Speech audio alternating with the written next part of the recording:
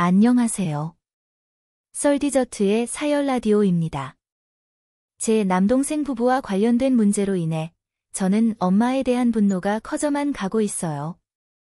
남동생의 아내가 처음 우리 집에 왔을 때부터 가족 모두가 재산 문제로 다툼이 일어날 것이라는 예감을 했어요. 그 예감은 맞았죠. 남동생의 아내는 임신한 상태였고 그녀의 행실을 보며 돈 문제가 클 것이라고 직감했습니다. 결혼식, 집 마련, 아이 양육 등의 모든 자원을 총동원하게 만들고 뜻대로 되지 않으면 이혼을 협박하는 시기였어요. 결국 엄마는 스트레스로 잠도 못 자고 밥도 못 먹는 상황이 되었고 저에게도 엄청난 스트레스가 왔죠.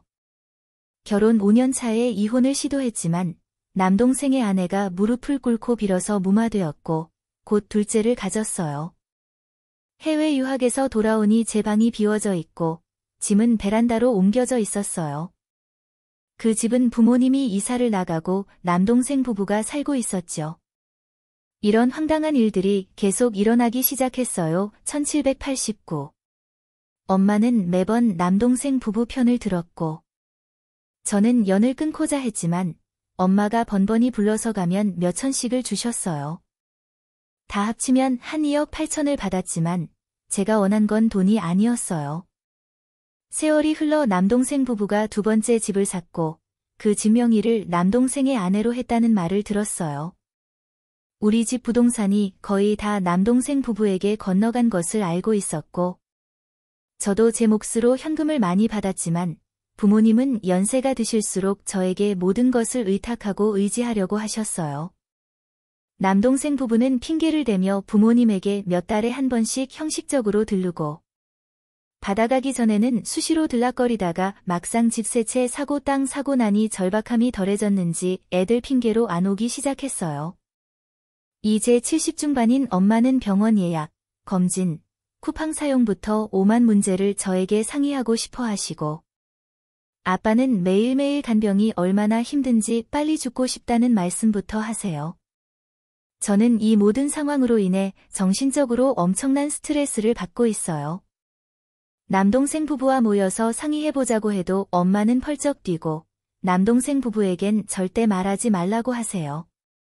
심지어 남동생 부부의 교육 문제까지 남동생의 아내가 우리 부모님에게 와서 상의하고 있어요.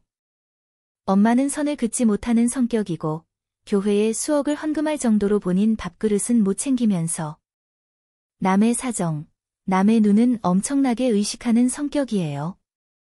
저는 이걸 바꿔보고자 노력했지만 저만 상처를 받았어요. 너무 힘들어서. 부모님 중 한 분이 돌아가셔야 이 지옥이 끝날 것 같다는 생각까지 들어요. 너무 힘들어서 죽고 싶다는 소리까지 듣고 그런 날은 며칠간 집에 누워만 있어요. 제가 마음이 약해서 그걸 이용해 절 붙들어 두려는 것 같아요. 큰일 난 것처럼 하소연을 해서 가보면 아빠는 멀쩡하고 남동생은 집안에 그 큰 난리가 났는데 아무것도 모르고 있던 적이 너무 많았어요. 모든 짐이란 짐은 저에게만 지우고 싶어하는 그 심리가 저를 더 지옥으로 몰고 가요. 이러한 문제를 어떻게 해결해야 할지 정말 모르겠습니다. 다음 사연입니다. 안녕하세요. 저는 결혼하면서 다니던 회사를 그만두고 치매 초기이신 어머님과 셋이 함께 살고 있었습니다. 임신 10주 차이고 결혼한 지 3개월 정도 됐습니다. 결혼 준비할 당시 남편은 자기 엄마와 1년 정도만 살고 분가하면 안 되겠냐며 저는 절대 안 된다고 반대했었어요. 주변 언니들에게 조언을 구해보니 절대 그러면 안 된다고 1년이 10년 될 거고 한번 같이 살기 시작하면 절대로 벗어나기 쉽지 않을 거라고요. 그래서 여러 차례 반대 의사를 밝혔고 결혼 자체를 엎으려는 생각도 했었어요. 그러나 남편의 인간성이나 됨됨이가 너무 좋았었기 때문에 결국 설득당했고 정말 딱 1년 만이라는 약속을 하고 같이 살게 되었습니다. 그리고 심지어 어머님께서 초기이긴 하지만 치매이신 것도 결혼 후에 알게 되었습니다. 알았으면 합가를 안 하든 결혼을 안 하든 했을 겁니다. 이런 상황 때문에 남편이 그렇게 어머님과 함께 살자고 했던 건가 싶기도 했고 일단 1년을 약속했으니 힘들어도 정말 참고 버텼습니다. 그런데 지금 3개월 동안 남편이 생활비 한 푼을 안 주는 거예요. 저도 결혼 전까지는 일을 했고 모아둔 돈이 있었으니 처음에는 별말 안 하고 제가 공과금이며 자잘하게 나가는 돈들은 내고 있었어요. 그렇지만 3개월이 돼가면서 직장도 그만두고 벌이도 없는 제가 앞으로도 쭉 돈을 감당할 수는 없을 것 같다. 이런 생각이 들어서 남편에게 한 달 생활비로 100만 원씩 주면 안 되겠냐고 조심스럽게 얘기했습니다. 그랬더니 갑자기 저에게 언성을 높이면서 무슨 돈이 100만 원씩이나 필요하냐는 거예요. 자기 엄마한테도 생활비로 100만 원씩 주고 있는데 저한테 무슨 돈이 필요하냐면서요. 이게 무슨 소리냐면 어머님이 하루 한 번씩 마트 같은 데 가시면서 식재료를 사시는 게 나기 싫어 매일매일 장을 봐오십니다. 치매 초기라 아직까지는 일상생활에 크게 문제가 없으세요. 그런데 식재료를 필요한 것들만 사오는 게 아니라 있는 거 또 사고 굳이 필요하지 않은 것도 사오십니다. 심지어 어머님은 요리하지 않으시고 요리는 제가 합니다. 어머님께도 식재료에 대한 얘기 몇 번이나 말씀드렸었어요. 필요한 것만 사셨으면 좋겠다. 저에게 뭐가 필요한지 물어보고 사주실 수는 없냐. 냉장고에 뭐가 있는지 있는 거는 안 사오시면 안 되냐 등등. 그때마다 어머님은 살림하는 애가 있는 것들로 알아서 잘해야지 그것도 못하면서 살림을 어떻게 하냐. 살림도 제대로 못한다는 타박만 들었습니다. 살림을 하려면 장도 제가 보는 게 맞지 않나요? 본인이 장 보는 거 못하면 낙이 없어진다며 꾸역꾸역 장 봐오시는 건데. 이런 상황 때문에 야채 같은 거 상해서 버리고 가공품들 유통기한 지나서 버리고 매일 아침, 점심, 저녁 차려드리고 청소하고 빨래하고 그러면서 저런 소리를 듣고 있다니. 아무튼 남편이 어머님께 한 달 100만 원씩 드린다는 이유로 저에게는 못 준다는 겁니다. 살림은 엄마가 하는데 저에게 왜 100만 원이 필요한지 모르겠다고요. 제가 한 달에 100만 원을 다 쓰겠다고 달라는 게 아닙니다. 필요한 돈들 쓰고 남은 돈들은 저축해서 앞으로 태어날 저희 아기를 위해 모을 생각이었습니다. 제가 수입이 있으면 이런 말도 안 꺼냈겠지만 저는 당장 수입이 없으니까요. 그리고 어머님이 그렇게 장 보시는 것도 돈 낭비라고 봐요.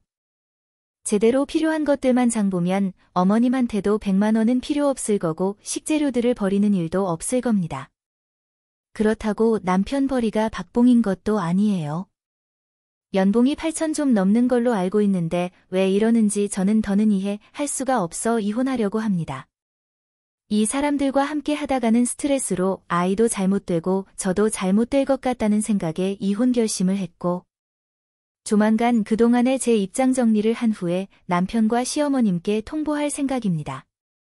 태어날 아기에게 아빠 없이 태어나게 하는 건 미안하지만 저런 사람들 밑에서 크게 하는 게 아기에게 더 미안한 일일 것 같네요. 다음 사연입니다. 안녕하세요. 저는 결혼 2년 차, 임신 5개월 차입니다. 저는 시부모님한테 물질적으로 무언가를 바라지도 않고 바랬던 적도 없거든요. 그렇지만 지금 제가 느끼는 서운한 감정은 어쩔 수가 없습니다. 제가 임신 초기부터 입덧이 심해 굉장히 고생을 많이 했어요. 첫 임신, 첫 입덧이다 보니 어떻게 해야 할지도 모르는 상황에서 몸도 힘들었지만 심적으로도 힘들었습니다. 두렵기도 하고 몸은 너무 힘들고 하니 한 번씩 우울한 기분까지 느껴지더라고요. 친정 부모님들은 저에게 틈만 나면 괜찮은지 필요한 건 없는지 자주 연락해 주셨고 저희 집에도 이것저것 챙겨와 주시고 힘들어하는 절 많이 다독거려 주시기도 했습니다. 그런다고 몸이 힘든 게 없어지진 않지만 그 순간들 때문에 정말 버틸 수 있었어요. 현재까지 살아오면서 부모님의 사랑을 절실히 느낄 수 있던 기간이었고 아기 낳고 몸이 회복되고 나면 정말 부모님께 더 잘해야겠다는 마음이 들었습니다. 챙겨주는 건커녕 연락조차 없더라고요. 남편이랑은 분명 연락하는 걸 아는데 저를 바꿔준다든지 남편에게 저의 안부를 물었다든지 그런 얘기를 한 번도 듣지도 못했어요. 처음엔 그다지 그거에 대한 생각이 별로 없었는데 제 친정 부모님을 보면서 점점 서운한 마음이 커지더라고요. 당연히 친부모하고 시부모하고는 다르겠죠. 그렇지만 사람이라면 도의라는 게 있고 기본적인 인류의 라는 것도 있을 텐데 입덧이 거의 끝나가는 지금까지도 연락 한 번 못 받았습니다. 남이었어도 의례적인 걱정하는 척이라도 신용이라도 할 텐데 남도 아닌 자기 아들 자식을 임신한 며느리에게 걱정해주는 말 한마디 못할까요? 참다가 남편에게 투정 같은 하소연을 했더니 되레 저에게 정색을 하면서 시댁에서 맨날 연락 오는 것보다는 안 오는 게 낫지 않냐는 말을 하더라고요. 됐다. 말을 말자 그러고 넘어갔는데 얼마 전 너무 황당했습니다. 아버님께서 등산을 가셨다가 넘어지셔서 발목을 좀 다치셔서 깁스를 하고 며칠 정도 입원해 계셨었어요. 그렇게 큰 사고는 아니었고 입원도 검사받으면서 며칠만 했다가 통원치료 받으면 된다고 했대요. 그래서 아버님께 안부 연락은 드렸지만 입덧도 그렇고 괴로울 때라 병문안은 못 갔거든요. 그랬더니 시부모들이 버르장머리가 없다는 둥 예의범절을 못 배웠다는 둥 하시면서 뭐라고 하시는 거예요. 벙쪄서 아무 말도 못했어요. 이게 뭐지 싶고 내가 왜 이런 대접을 받아야 하는 거지 싶었어요. 남편한테 얘기해봤자 남편은 또 자기 부모들 편들게 뻔하고 친정 부모님들은 속상해하실까봐 말씀도 못 드리겠어요. 이런 집안의 피를 제 뱃속에 품고 있다는 게 점점 싫어집니다. 저는 한 번도 대접받지 못했는데 본인들은 대접받아야겠다는 거 예의범절을 못 배운 건 그분들 아닌가요?